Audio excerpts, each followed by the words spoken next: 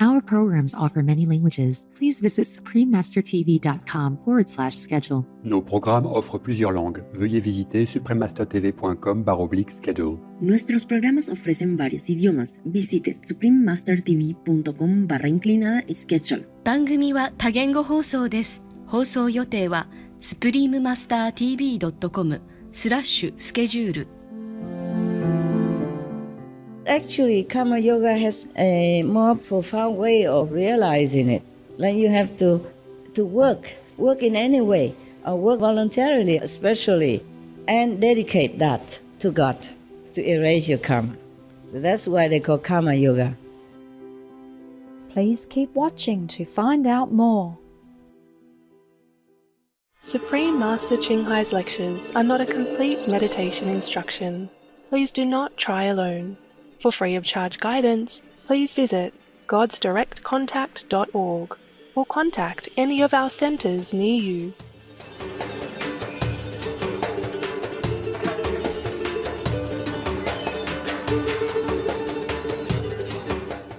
Today's episode will be presented in Chinese and English with subtitles in Arabic, Alaxis, also known as Vietnamese, Bulgarian, Chinese, Czech, English, French, German, Hindi, Hungarian, Indonesian, Japanese, Korean, Malay, Mongolian, Persian, Polish, Portuguese, Punjabi, Russian, Spanish, Telugu, and Thai.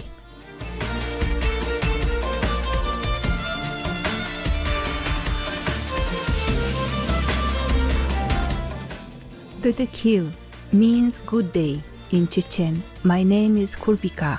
The loving people of Chechnya pray to heaven that all your wonderful dreams come true.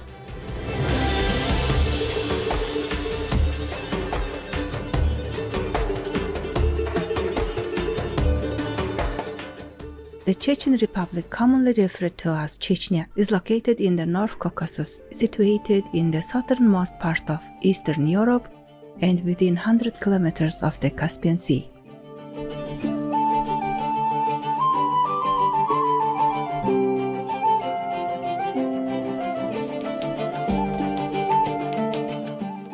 The capital of the Republic, Grozny, houses the Ahmad Kadyrov Mosque, known as the Heart of Chechnya, which is one of the largest mosques in Europe with 462-meter or 203 feet tall minarets and has a capacity of more than 10,000 people.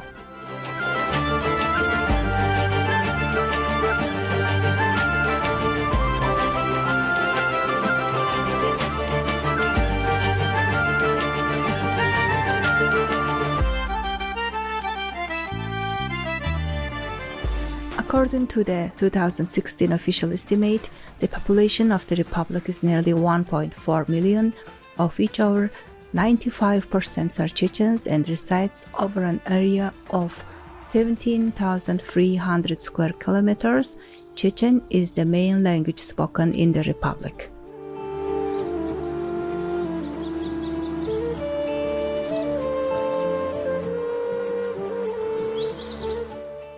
Culturally, Russia's Republic of Chechnya has undergone a revival in its recent post-Soviet history. The country hosts international celebrities and is trying its hand at high fashion. This creates a republic of contrasts when looking at how the Chechen people have achieved a balance between tradition and modernity.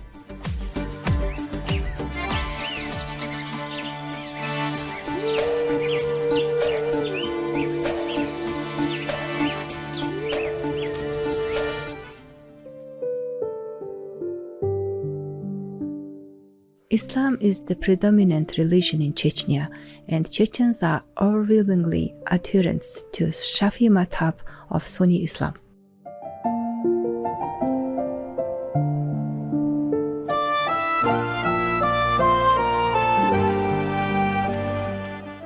It's a pleasure to share a glance of exciting Chechnya with you, beloved viewers. We wish you abundant joy and happiness.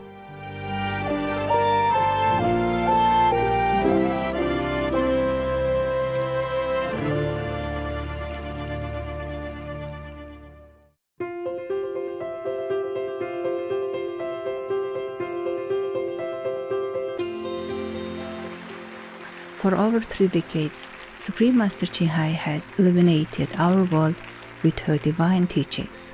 A fully enlightened master, she imparts the Kuan method of meditation to those desiring to immediately discover the God nature within and to achieve in one lifetime eternal liberation from the cycle of transmigration.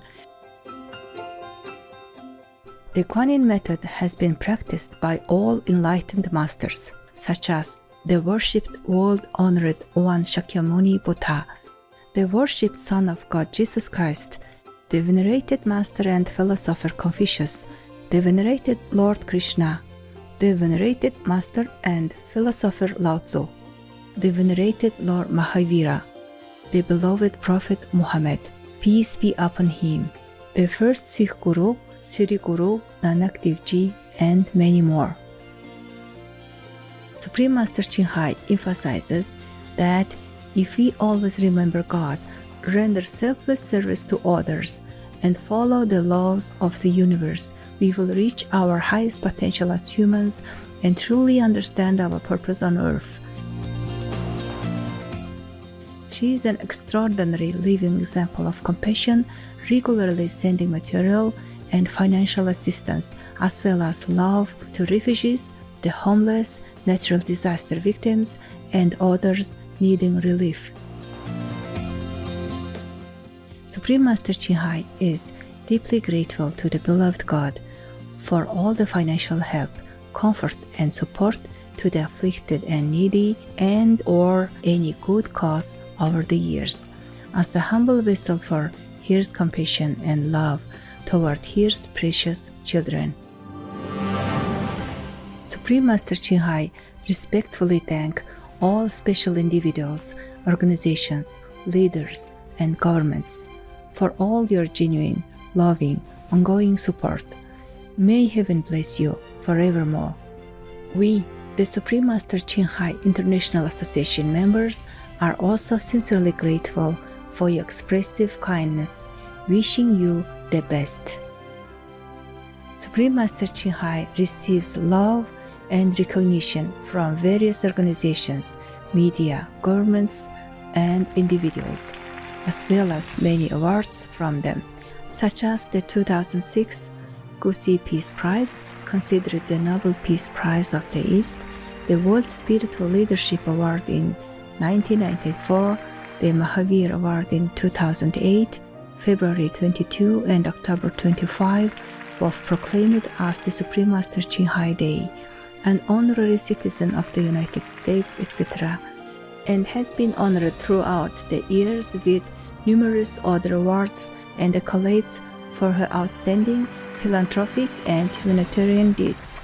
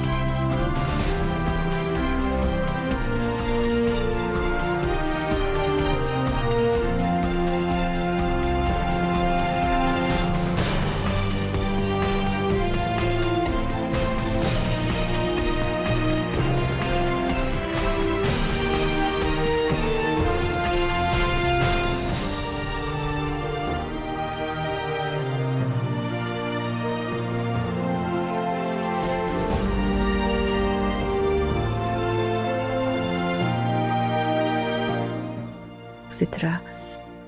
We apologize for not being able to show many other awards and honors for lack of space and time. Supreme Master Ching Hai respectfully thank all special individuals, organizations, leaders, and governments for all your genuine, loving, ongoing support. May heaven bless you forevermore. We, the Supreme Master Ching Hai International Association members, are also sincerely grateful for your expressive kindness, wishing you the best. A true voice for our beautiful animal friends, Supreme Master Ching Hai promotes the peaceful and loving plant-based diet and envisions with humanity's awakening to the sacredness of all life, a tranquil and glorious all-vegan world where animals and people live in blissful harmony. Her initiatives to spread the vegan trend are diverse and have included alternative living flyer distribution, the international vegan restaurants Loving Hot, vegan food product companies, vegan food products, Supreme Master Television, as well as regularly speaking to influential government and media leaders and participating in televised conferences on climate change, etc. Whether we are aware of it or not, her efforts have had an enormous influence on global awareness of the animal-friendly lifestyle and how this benevolent way can bring lasting peace among nations while saving our planet from climate change and disasters. Over the years, Supreme Master Ching Hai has traveled worldwide, from the Americas to Africa, from Europe to Oceania, and held hundreds of discourses with the public and to disciples on a variety of spiritual topics. Today we are blessed to present one of these insightful lectures entitled The Undivided Attention and Devotion of Bhakti Practice, Part 3 of 6, on Between Master and Disciples, given in Chinese and English on October 13, 2019, in New Land Ashram, Taiwan, also known as Formosa.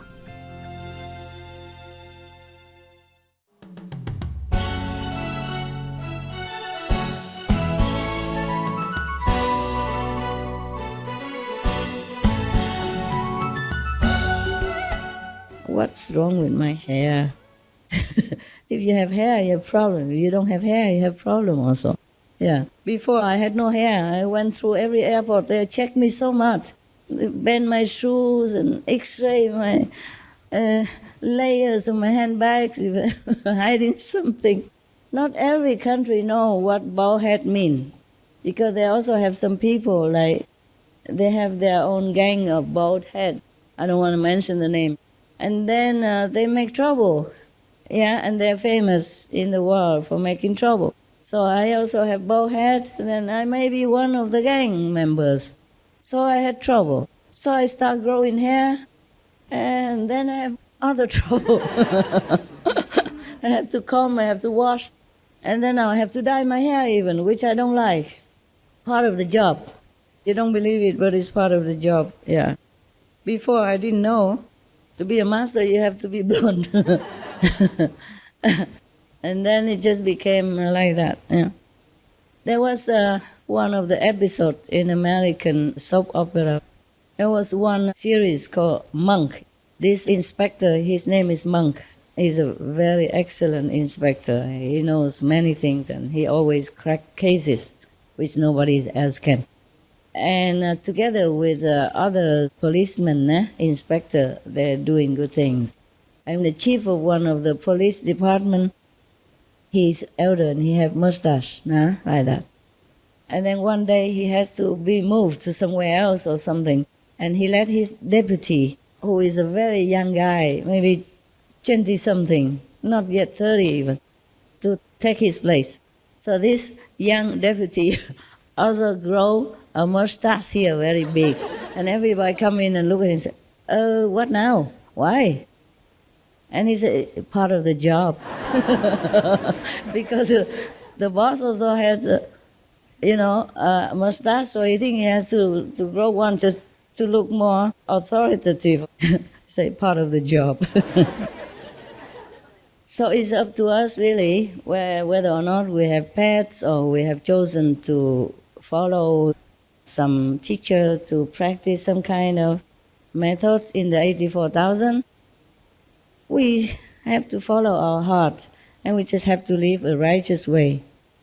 Then we can be sure of homecoming and or at least have a comfortable life in this physical dimension. So undivided attention and love help you. Concentration on present moment only also help you a lot, because that means you're separate from all the karma of the world. They will not touch you. We not only have our own karma, we brought with us since birth, but we also polluted by others, people karma around us. One of the Chinese philosopher, I think Zhuangzi, somebody Zi, they are Zi, one of the Zi, just say that the society is a big dying tub, like we're together, so we dye almost similar color. Yeah, because inside the same tub, yeah, with a dyeing material in it. 社会是很大的染缸，还好我记得一些。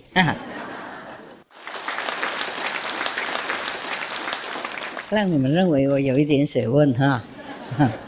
I say it's good that I still remember something, so let you think that I have a little education. If we concentrate on whatever work we have at hand, that also helps. It's called karma yoga in spiritual terminology. Everything is called yoga or practicing method in India. It's true also. That's why the Buddha say we have 84,000 practicing method. There's a story about one guy who came to study with a Zen master. The master taught him things, but he get nowhere. Maybe he didn't practice well. Maybe he went to sleep as soon as he sit on cushion. Or maybe he just sit there thinking of something else. So he never got anywhere. So he came and asked the master, please help me. Is there anything else you did not teach me? He said, I taught you everything. It's up to you to make use of them or not. He said, but I got nowhere. I cannot do anything. I cannot even concentrate. So the master said, okay, there's another one. Another way. He said, okay, tell me. So the master said, go out, find a job. Earn a living. Yeah, because actually when you're working, you have to concentrate on your work. Otherwise you cannot do your job well, no? Or you get fired because of survival. To earn a living, you have to concentrate on your work. You have to. Work is given to you. You just have to do it. There's no choice. So you concentrate on your work, on the present task at hand. That is also another kind of undivided attention. And that is called karma yoga in India. But actually, karma yoga has a more profound way of realizing it. Like you have to work in any way, or work voluntarily especially, and dedicate that to God to erase your karma. So that's why they call karma yoga. Not Kama Sutra, it's different, okay? The men don't think nonsense. The woman don't know, right? I had to know many things, sorry. Okay? I'm forced to know. Sometimes they brought book to me. They say, Master, good one. Good one, okay, good. I trust it. And I look, all kind of photos, which I never saw before. Inside, an explanation. That's Kama Yoga. It's different from Kama Yoga. Kama Sutra is different than Kama Yoga, okay? I don't need to read that, please, okay, no need. Being a teacher sometimes is a nuisance. Many things people ask you, you have to know, so that you can tell them that's good, that's no good. Stay away from it, for example.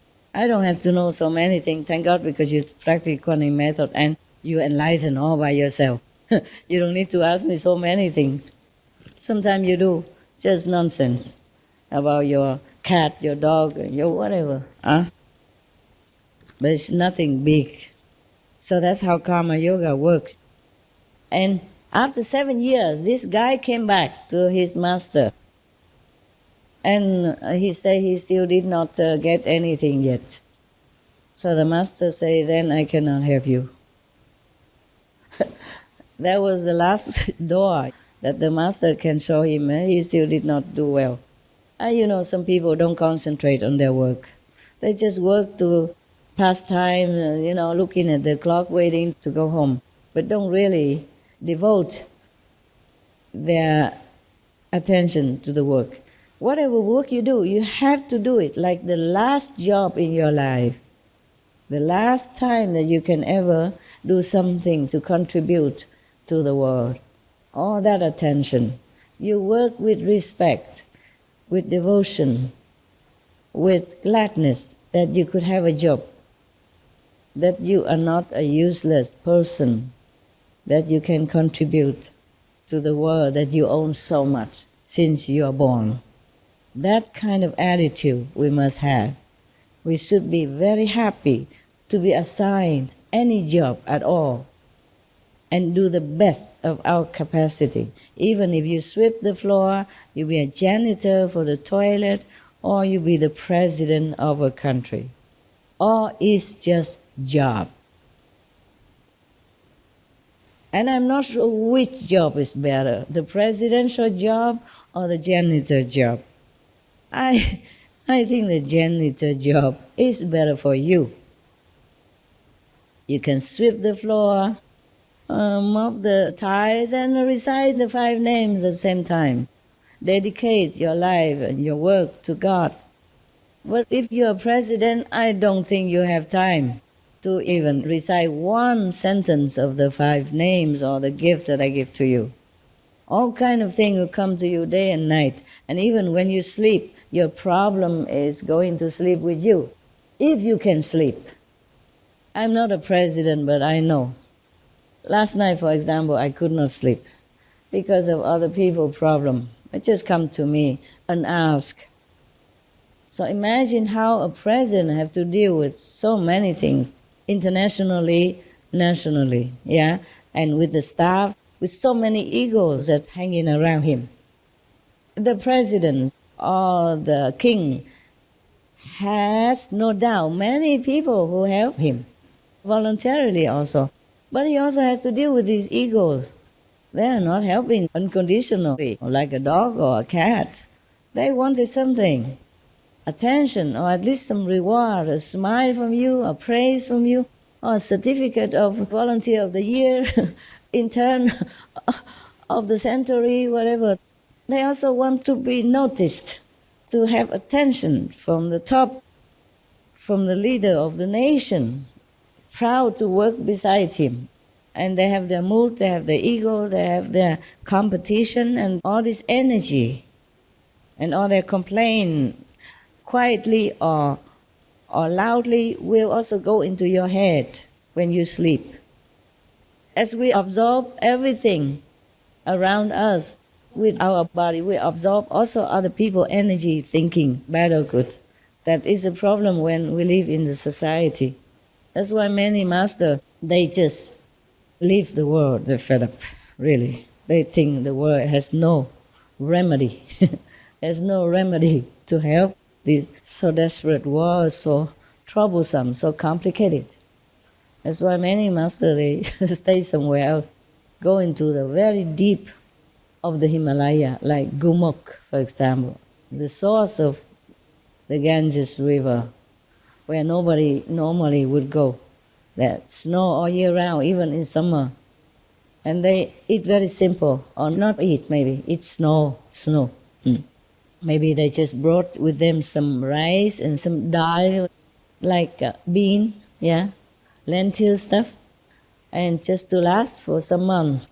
And if somebody come up, then maybe some labor or something brought them some other lentils, and another bag of rice will last for another few months, for example, like that. But they have to wait until summer.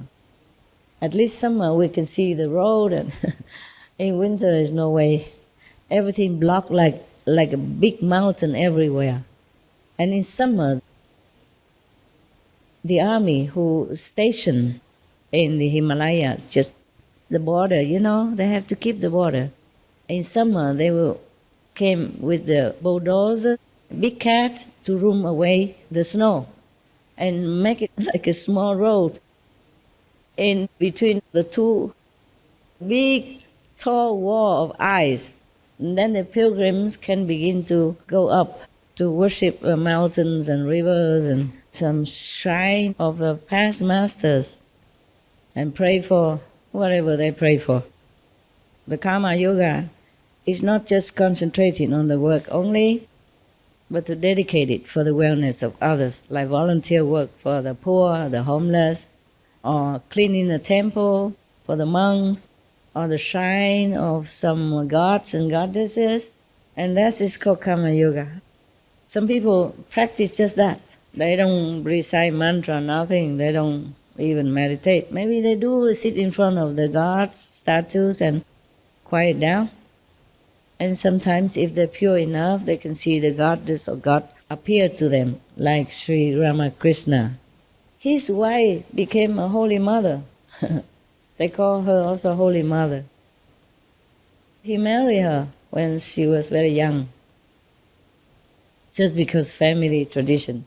But he never had any physical contact. They're together in one bed, but he never did anything. He said he was tempted, but then he didn't. And some people blame him, like sacrificing her. But she was okay. She became revered as a holy mother.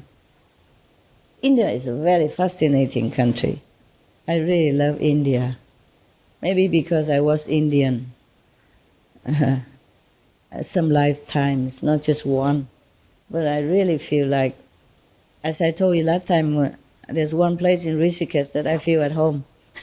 Just a mud house, a mud room, and a few stones in front of the house, and bake a chapati, and eat a peanut butter and cucumber, and I feel so good there. There's no other place that I miss, only that place. In the whole world, I don't feel like I want to stay anywhere. But if I have a choice, I go back there, stay there. I feel just so free. Maybe it's different feeling at that time because I was from New Delhi. Hustle, bustle over there, and so many so-called disciples around, and they eat all the food and don't give me anything. Left over nothing. And so dusty, and so sometimes stagnant waste, drainage and all that. It's not my style. So when I went deeper into the Himalaya, like Rishikesh or Kashmir, all that, I do like it better. But I did not even like Kashmir that much, even though Kashmir is more beautiful than the hut that I have stayed. There's nothing really like of scenery or anything. Just on the mountain, the middle of the mountain, and trees, yeah. And the Ganges River is just a few, maybe 2-3 minutes away. I have free water to take to cook, and a hut, and sleep on top of the roof. But I miss that place. Toilet outside, have toilet, thank God. Most places don't have. So I like that place. That's a place I felt the best all this time, anywhere, compared to other places. Even this place, I don't feel that well. Actually, here it's only work, so naturally I don't think any teacher would feel well in his classroom. 24/7, he would like to go home, huh? Even the classroom, his school may look better than his little flat, but he probably like to go back to his shabby hut or flat rather than the fancy and clean and well-built school.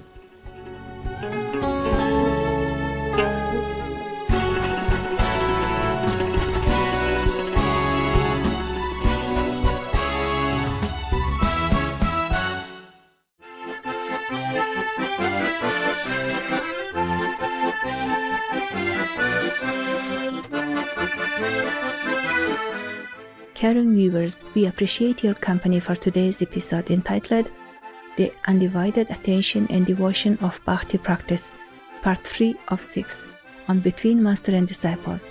Coming up next is The Teaching of Vimalakirti, Chapter 9, The Dharma Door of Non-Duality, Part 1 of 2, on Words of Wisdom, right after noteworthy news. Please stay tuned to Supreme Master Television for more positive programming.